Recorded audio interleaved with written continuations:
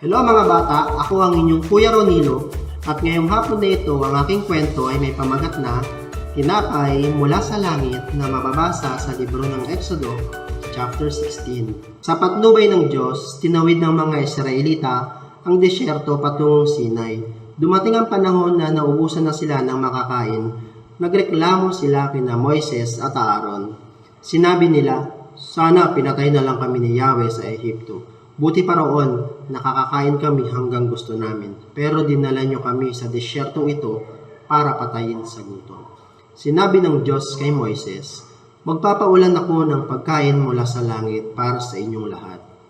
Susubukin ko ang mga Israelita para tignan kung susundin nila ang aking mga utos. Kaya't tinipon ni na Moises at Aaron ng mga Israelita. Biglang lumitaw sa ulap ang kaningningan ng Diyos. Sinabi ng Diyos kay Moises, narinig ko ang reklamo ng mga Israelita.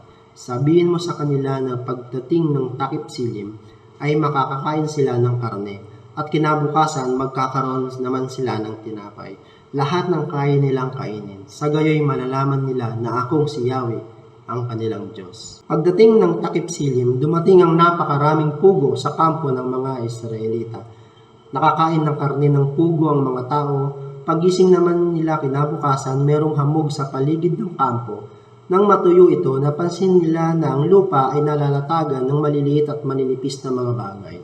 Ano ito? Tanong nila sa isa't isa. Sinabi sa kanila ni Moises, ito ang pagkain na ibinigay sa inyo ni Yahweh.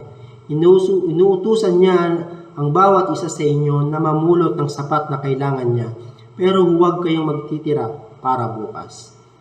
Nanguha nga ang mga Israelita ng sapat na pagkain.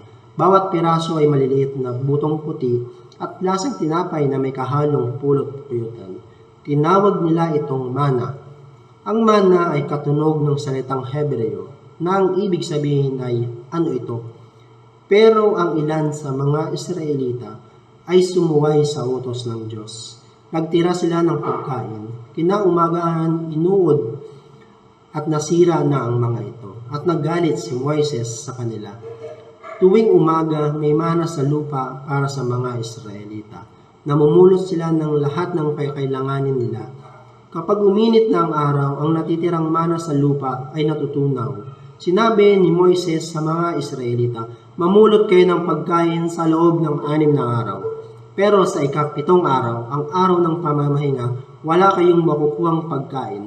Kaya pagdating ng ika-6 na araw, doble ang pinupulot nilang pagkain. Iniutos kasi ng Diyos na ang ika-7 araw ay banal na araw ng pamamahinga na nakatalaga sa Kanya.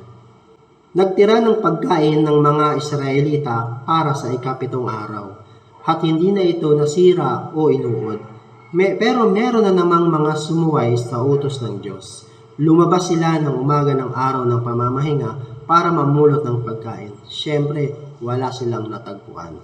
Sinabi ng Diyos, gaano katagal ninyong susuwayin ang aking mga utos? Alalahanin ninyong binigyan ko kayo ng araw ng pamamahinga. Yan ang dahilan kung bakit kapag ika-6 na araw, lagi ko kayong bibigyan ng sapat na pagkain para sa 2 araw. Kaya't hindi na nga nagtrabaho ang mga Israelita tuwing ika-7 araw. Mana ang kinain ng mga Israelita hanggang na marating nila ang Kanaan, ang lupang ipinangako. Yun lamang mga bata ang aking maiksing kwento. Ngayon, meron lamang akong ilang katanungan para sa inyo. Paano binigyan ng Diyos ng pagkain ang mga Israelita? Tama. Ano ang utos ng Diyos sa mga Israelita tungkol sa pamumulot ng mana? Tama. Ano ang mga nangyari sa mga sumunod sa utos ng Diyos? Tama. Ano naman ang nangyari sa mga hindi sumunod sa utos ng Diyos? Tama. Ngayon mga bata, ano ang ating natutunan tungkol sa Diyos? Binibigyan niya tayo ng pagkain para malaman natin na siya ang ating Diyos. Kaya niyang ibigay ang ating mga pangangailangan sa di pangkaraniwang paraan. Sinusubok niya din tayo para makita kung susundin ba natin ang kanyang mga utos. Nais niya nang maglaan tayo ng isang araw na pamamahinga na nakatalaga sa Kanya at ugaliin nating magpasalamat sa mga biyaya na ating natatanggap.